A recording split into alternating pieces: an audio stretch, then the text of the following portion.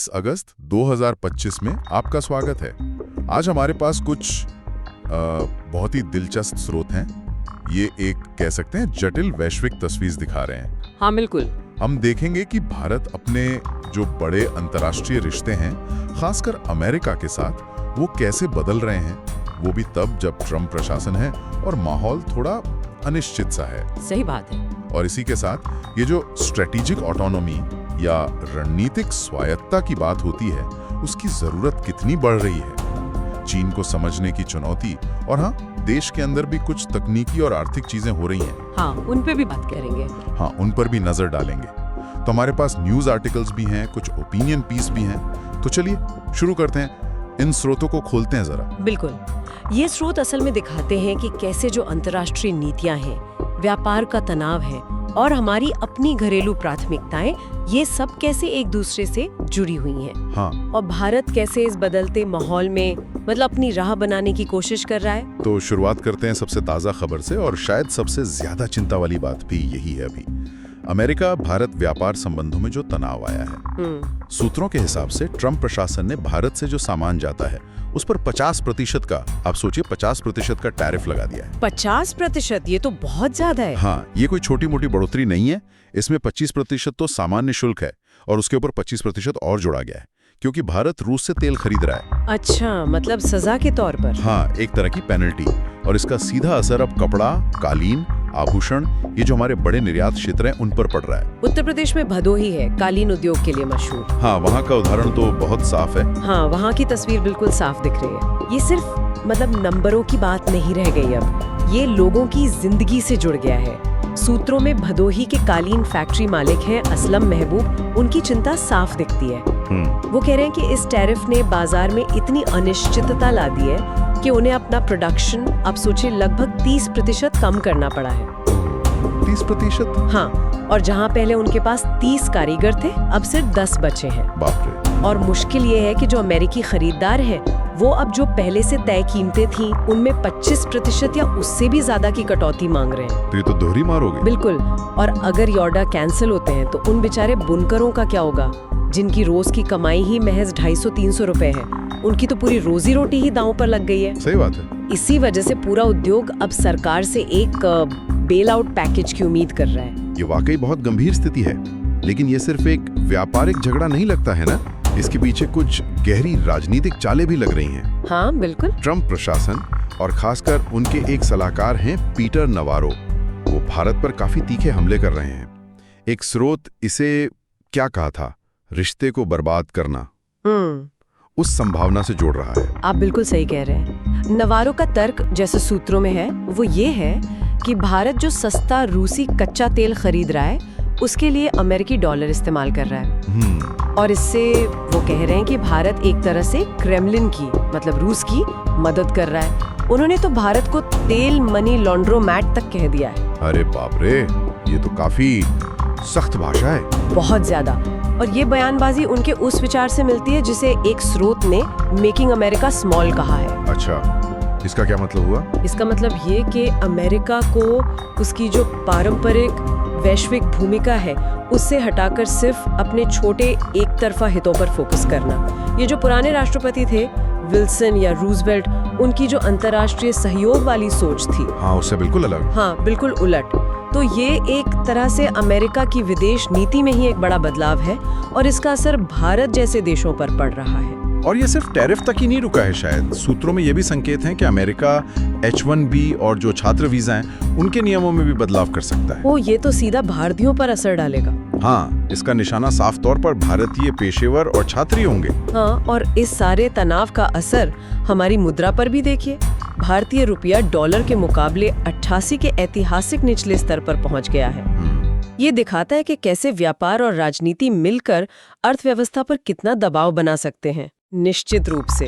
और ये भी दिखाता है कि इस तरह के एक तरफा फैसले कितने दूरगामी और नुकसानदेह हो सकते हैं। वो जो रिश्ते को बर्बाद करना वाली चिंता है, हाँ, वो यही है। सही। ये सिर्फ आर्थिक नुकसान नहीं है, बल्कि जो सालों से भरोसा बना है, साझेदारी बनी है, उसको भी चोट पहुंचती है। तो ऐसे माहौल में भारत कर क्या रहा है? क्या हम सिर्फ जवाब दे रहे हैं या कोई हमारी अपनी रणनीति भी है? विदेश मंत्री एस जयशंकर ने तो रूसी तेल खरीद का बचाव किया है। हाँ, जयशंकर ने भारत का पक्ष काफी मजबूती से रखा है। सूत्रों के मुताबिक उन्होंने न सिर्फ भारत की जो ऊर्जा जरूरतें हैं उनका हवाला दिया, बल्कि अमेरिकी नीतियों में जो दोहरापन है उस पर भी सवाल उठाया और ये तर्क भी दिया कि भारत तो वैश्विक ऊर्जा बाजारों को स्थिर रखने में मदद ही कर रहा है। अच्छा। यहीं पर भारत की विदेश नीति का वो महत्वपूर्ण सिद्धांत सामने आता है, रणनीतिक स्वायत्तता। मतलब बाहरी दबाव से आजाद होकर अपने राष्ट्र हितों के हिसाब से फैसले लेना। और मल्टी अलाइनमेंट भी। हाँ, और उसी से जुड़ी है बहुसंरेखण की नीति, यानी किसी एक गुट से बंधने के बजाय कई देशों के साथ अपने हितों के अनुसार संबंध बनाना। तो इसका मतलब ये हुआ कि अमेरिका से तनाव के बीच भारत दूसरे रिश्तों पर ज्यादा जोर दे रहा है, जैसे जापान के साथ अभी हाल में मुलाकात हुई। बिल्कुल, प्रधानमंत्री मोदी की टोक्यो यात्रा और जापानी प्रधानमंत्री शिगेरू इशिबा से मुलाकात, ये इसी दिशा में एक कदम है। सूत्रों के मुताबिक दोनों देशों ने अगले कुछ सालों में 10 ट्रिलियन येन के जापानी निवेश का एक बड़ा लक्ष्य रखा है। 10 ट्रिलियन येन। हाँ, काफी महत्वाकांक्षी है। और सहयोग के लिए जो क्षेत्र चुने गए हैं वो भी भविष्य वाले हैं। Semiconductor, artificial intelligence, clean energy, high speed rail. ये सब बहुत महत्वपूर्ण क्षेत्र हैं। हाँ, ये साफ संकेत है कि भारत अमेरिका पर अपनी निर्भरता कम करना चाह रहा है और एशिया में अपनी साझेदारी मजबूत कर रहा है। एक स्रोत इसी बात पर जोर देता है, जिसका टाइटल है India's diplomatic horizon x tends beyond America. मतलब भारत का कूटनीतिक दायरा अमेरिका से कहीं आगे तक है। और ब्रिक्स, एससीओ जैसे मंच। हाँ, वो भी इसी रणनीति का हिस्सा है। और प्रधानमंत्री की जो आगामी चीन यात्रा है एससीओ शिखर सम्मेलन के लिए, उसे भी इसी संदर्भ में देखना चाहिए। ये संतुलन बनाने की कोशिश तो दिलचस्प है, लेकिन इसी बीच अमेरिका ने भारत में अपना नया राजदूत भेजा है, सर्जियो गोर। सूत्रों में उन्हें Trump's man in new Delhi कहा जा रहा है। हाँ, ये भी एक अजीब सी बात है। उनकी उम्र सिर्फ 38 साल है। वो ट्रम्प के बहुत करीबी माने जाते हैं, लेकिन उनके पास कोई पारंपरिक राजनयिक अनुभव नहीं है। इस नियुक्ति को कैसे समझे? ये नियुक्ति कई सवाल खड़े करती है और शायद अमेरिकी नीति की जो अप्रत्याशितता है उसी को दिखाती है। एक तरफ तो ये तर्क हो सकता है कि ट्रम्प ने अपने इतने करीबी आदमी को भेजकर भारत को महत्व दिया है। शायद वो पर्सनल रिलेशन के जरिए चीजों को ठीक करना चाहते हैं। हो सकता है। लेकिन दूसरी तरफ बिना राजनयिक अनुभव के और वो भी इतने तनाव वाले माहौल में क्या गौर प्रभावी हो पाएंगे? क्या व्यक्तिगत नजदीकी जो है वो संस्थागत विश्वास या स्थापित प्रक्रियाओं की जगह ले सकती है? ये मुश्किल सवाल है। हाँ, और ये वही रिश्ते को बर्बाद करने वाला जोखिम फिर से आ जाता है। अगर अनुभवहीनता या किसी गलत फहमी से चीजें बिगड़ गईं तो उनकी नियुक्ति एक प्रयोग ज्यादा लग रही है, जिसके नतीजे अभी देखने होंगे। अमेरिका और जापान की बात हुई, अब एक और बड़ी शक्ति जिसके साथ भारत के रिश्ते बहुत जटिल और अहम हैं, वो है चीन। हमारे स्रोतों में एक लेख है जिसका शीर्षक है the China blind spot. China blind spot. ये लेख कह रहा है कि हमें चीन को सिर्फ एक सैन्य या व्यापारिक प्रतिद्वंदी के तौर पर देखने से आगे बढ़ना होगा। ऐसा क्यों कहा जा रहा है? इसके पीछे एक गहरी सोच है। लेख का जो मुख्य तर्क है वो ये है कि भारत को चीन के बारे में अपना स्वतंत्र ज्ञान, अपनी समझ विकसित करने की सख्त जरूरत है। स्वतंत्र ज्ञान मतलब उनकी भाषा, उनका इतिहास, उनका समाज, उनकी राजनीति, इन सब की गहरी समझ। ऐसा इसलिए जरूरी है ताकि हमारी नीतियां सिर्फ प्रतिक्रियावादी ना हो, मतलब सिर्फ चीन के किसी कदम के जवाब में ही ना बने। अच्छा, प्रोएक्टिव। हाँ, खासकर ऐसे समय में जब दिल्ली और बीजिंग सीमा पर तनाव के बावजूद बहुत सावधानी से दोबारा बातचीत शुरू करने की कोशिश कर रहे हैं। अगर हम चीन को बेहतर समझेंगे तो हम ज्यादा प्रभावी ढंग से, ज्यादा स्ट्रेटेजिक तरीके से बात कर पाएंगे, अपने हितों को बेहतर साध पाएंगे। ये बात तो समझ आती है, लेकिन लेख में एक और दिलचस्प बात कही गई है कि चीनी स्रोत शायद भारत के अपने इतिहास के कुछ अनछुए पहलुओं पर भी रोशनी डाल सकते हैं। हाँ, ये थोड़ी चौंकाने वाली बात है, लेकिन महत्वपूर्ण हो सकती है। कैसे? मतलब ऐसी घटनाएं जिनके बारे में शायद हमारे अपने रिकॉर्ड में ज्यादा जानकारी ना हो। ये दिखाता है कि ज्ञान की खोज हमें कहीं भी ले जा सकती है। लेकिन लेख सिर्फ संभावनाओं की बात नहीं करता, वो एक गंभीर कमी की तरफ भी इशारा करता है कि भारत में चीन अध्ययन यानी चाइना स्टडीज, उसमें निवेश बहुत कम है। विश्वविद्यालयों में इस विषय पर नौकरियां या कोर्स बहुत कम है और जो विशेषज्ञता है भी वो अक्सर दिल्ली केंद्रित है। हाँ, ये दिक्कत तो है। लेख कहता है कि हमें स्थानीय स्तर पर, खासकर जो चीन से सटे सीमावर्ती इलाके हैं, वहाँ विशेषज्ञता विकसित करने की जरूरत है, जहाँ जमीनी हकीकत की समझ ज्यादा गहरी हो सकती है। तो ये सिर्फ विदेश नीति का मामला नहीं है, बल्कि एक तरह से राष्ट्रीय क्षमता का सवाल है। बिल्कुल, ये एक आत्मविश्वासी देश की निशानी होती है कि वो अपने सबसे बड़े पड़ोसी और प्रतिस्पर्धी को डर या असुरक्षा से नहीं, बल्कि ज्ञान और समझ के आधार पर देखे। चीन को गहराई से समझना हमारी रणनीतिक स्वायत्तता को भी मजबूत करेगा। हाँ, क्योंकि तब हमारे फैसले ज्यादा जानकारी पर आधारित और स्वतंत्र होंगे। सही। ये ब्लाइंड स्पॉट जो है, ये अनदेखी हमें कमजोर बनाती है। बाहरी चुनौतियों के साथ साथ भारत अपनी अंदरूनी चुनौतियों से निपटने के लिए भी नए रास्ते तलाश रहा है, खासकर तकनीक के जरिए। इसी से जुड़ा एक और दिलचस्प स्रोत है, टाइटल है जहां ईविल है वहां राह है। हाँ, ईविल यानी इलेक्ट्रॉनिक वसीयत। ये भारत में वसीयत बनाने की जो कम दर है, उस समस्या पर ध्यान दिलाता है। हाँ, ये एक ऐसी समस्या है जिस पर कम बात होती है, लेकिन इसके नतीजे बहुत गंभीर हो सकते हैं। पारिवारिक झगड़े, संपत्ति को लेकर मुकदमे और कई बार तो धोखाधड़ी और जालसाजी भी। हाँ, होता है। भारत में बहुत कम लोग फॉर्मल वसीयत बनाते हैं। यहीं पर डिजिटल वसीयत यानी ई वसीयत की संभावना दिखती है। तकनीक इस प्रक्रिया को आसान, सुरक्षित और शायद कम डरावना बना सकती है। तकनीक इसमें कैसे मदद कर सकती है? क्या ये सुरक्षित होगा? मतलब अपनी वसीयत ऑनलाइन करना? बिल्कुल। स्रोत बताते हैं कि ब्लॉकचेन जैसी तकनीक का इस्तेमाल हो सकता है।